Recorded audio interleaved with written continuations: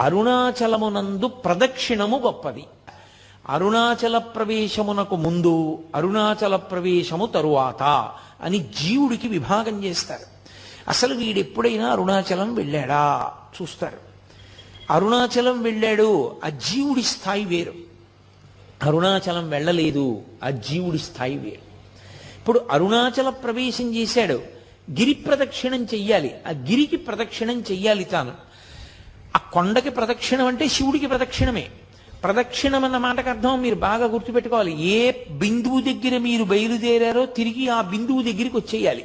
కుడి చేతి వైపుకి మీకు కొండ ఉండాలి, ఉండేటట్టుగా తిరిగి రావాలి. అలా తిరిగి వస్తే దానికి ప్రదక్షిణం అని పేరు. ఆయన అన్నాడు, కలియుగంలో ఈ అరుణాచల పర్వతం చుట్టూ ఎవరు ప్రదక్షిణం చేస్తారో వాళ్ళందరికీ కూడా 100 అశ్వమేధములు 100 వాజపేయం